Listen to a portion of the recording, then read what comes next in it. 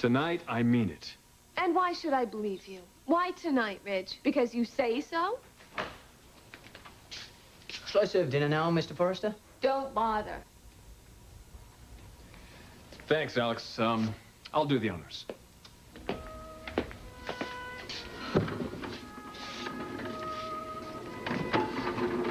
I am famished. How about you? James and I are planning a late supper. Well, there's plenty enough for all of us here. You can fix them up a doggy bag. Maine lobster, Caesar salad, baked potato with caviar. You insist on carrying on with this little charade? Please, Logan. One dinner. Is that too much to ask for?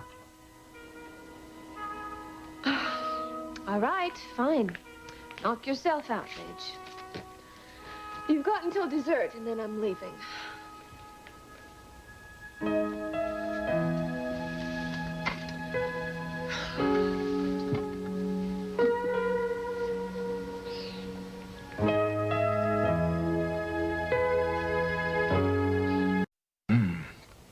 That lobster was fantastic.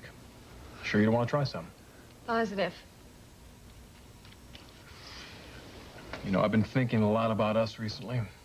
How fascinating for you. I remember the first time we met. That big party at the house. You were absolutely ravishing.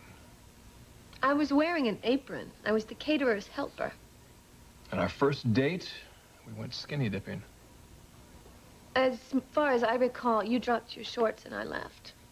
Soon after that, we fell in love. You practically choked on the words. Then I convinced you to move in with me. We were happy, Logan. Can't deny that. Ridge, your mother made my life a living hell. There were plenty of good times in there. And plenty of bad. The night Bridget was born was the high point of my life.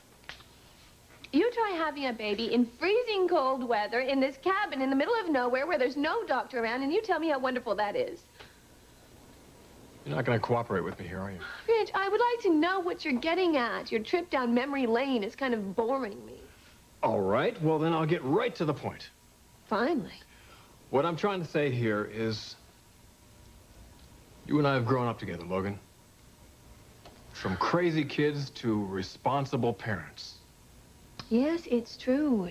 I have changed. I am not a wide-eyed child anymore, Ridge. I know what's important in my life.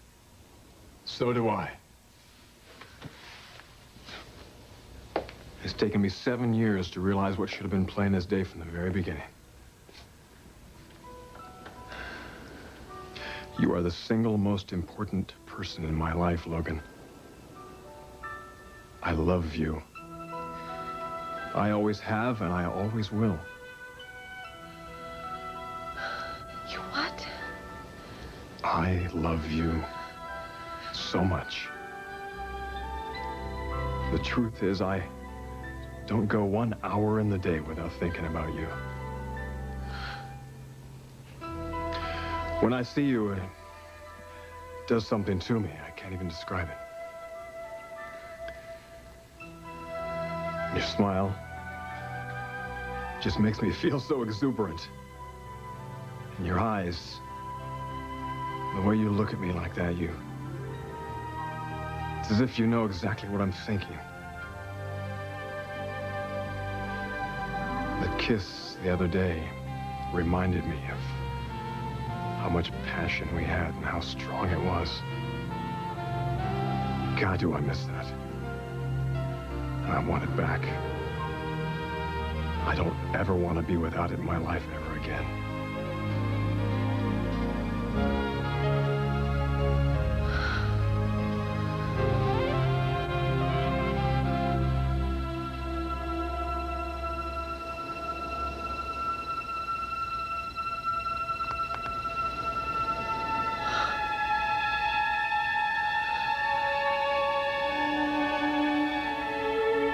I want you to be my wife, Logan.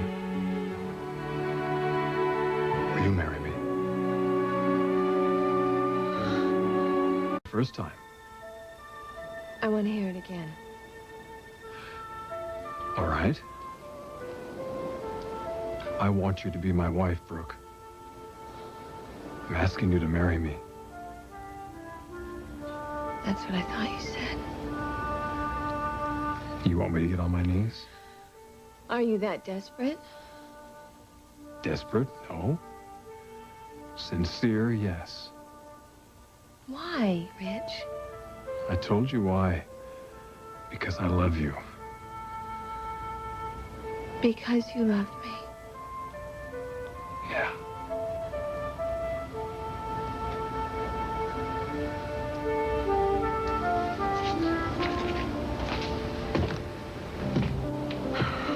How long have I wanted to hear you say that?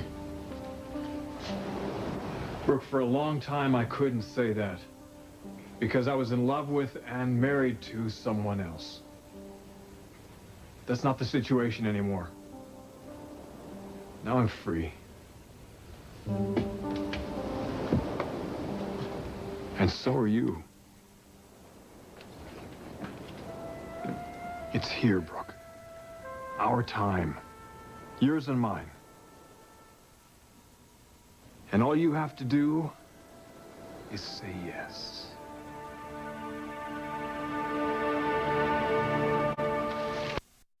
Why else would I do it, Rich?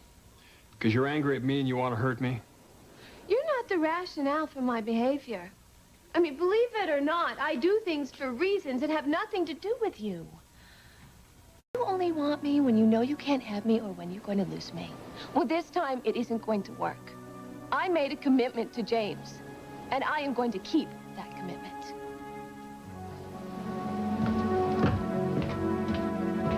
Confident, so smug.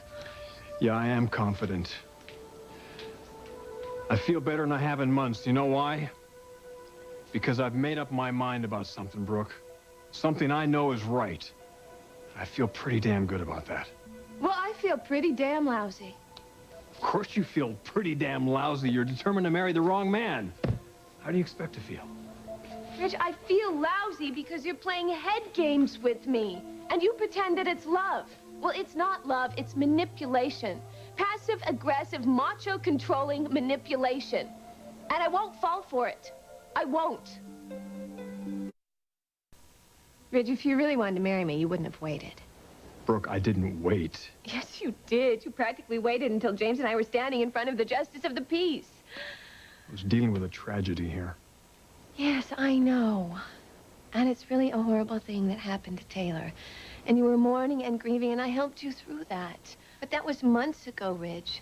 And during that time, you never really showed any interest in me personally. Of course, you showed a lot of interest in the children. But I meant nothing to you. Nothing.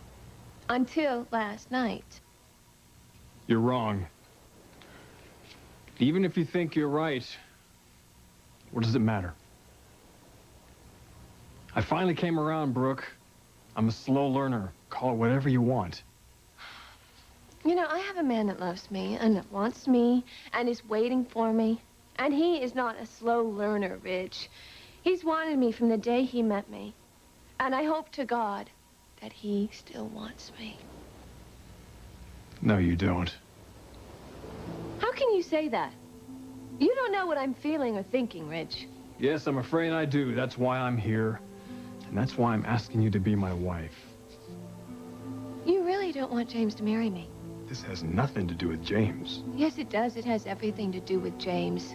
You don't want him raising your daughter and her brother. Brooke, I'm telling you, that's not where I'm coming from with all this. How many times have you questioned his parenting abilities? 50? 100? You think I'm just gonna marry you just to keep Warwick away from the kids? Yes, I think you would do that, Ridge. Those children mean everything to you. They're all you have left. You've told me that a number of times.